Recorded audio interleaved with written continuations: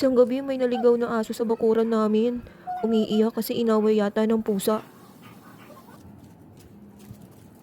At sinundan ko at sa takot siguro dahil hindi niya ako kilala, naihi pa siya. Ipinasok ko sa bahay, mabait at malambing siya.